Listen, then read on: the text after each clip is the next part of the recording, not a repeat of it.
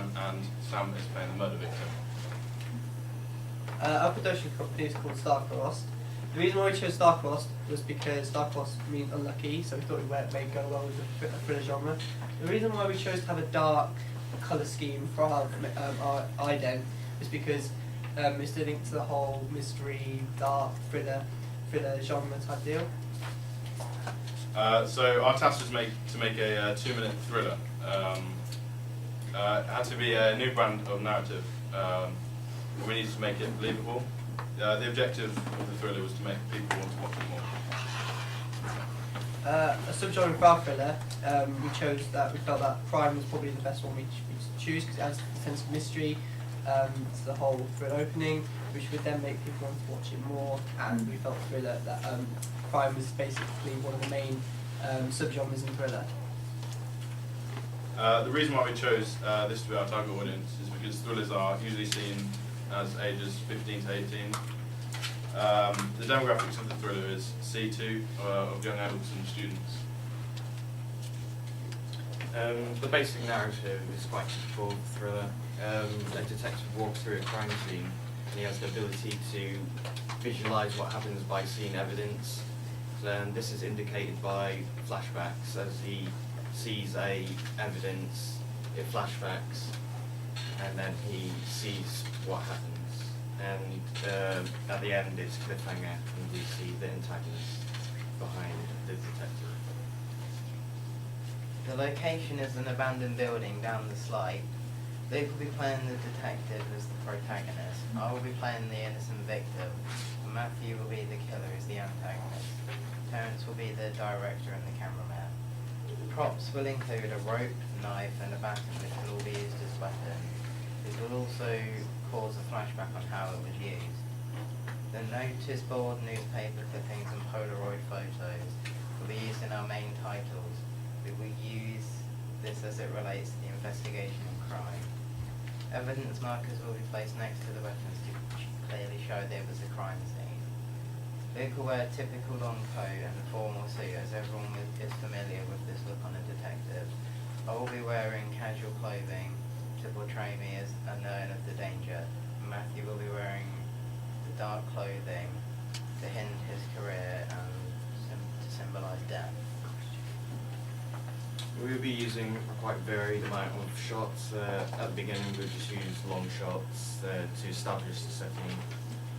Mid shots show some emotion, and over-the-shoulder shots and point of view, and shot reverse shots, just to give the perspective of the detective to make the audience feel like they're involved in film. We'll use low angles and high angles to show who's more dominant and inferior and superior. Same with tilts. Tracking again to make the viewer feel involved as editing, we use match on action, make shots flow, and we use a lot of cuts to make it quite fast paced. Fades to white and fades to black to signify different viewings, such as fade to white to indicate flashbacks, and then we'll use graphic match with the props and the weapons when it flashbacks. We will use low-key lighting and editing to project feelings of anguish and hopelessness to provide a hint that there is no good ending to this opening. The use of quick cuts will be used to provide a fast feel and somewhat causing disorientation on what is seen to relate to the oddity of the murder. We will not show the murderer's face to create a sense of enigma and to keep the viewers thinking of who it may be.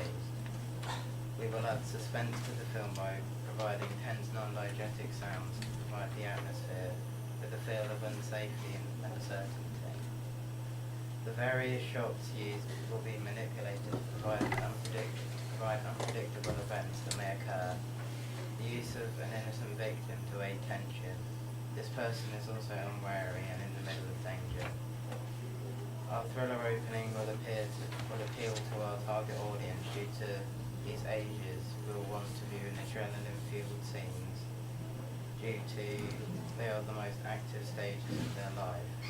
This opening will provide excitement and enjoyment, which is normally what this age group are seeking for.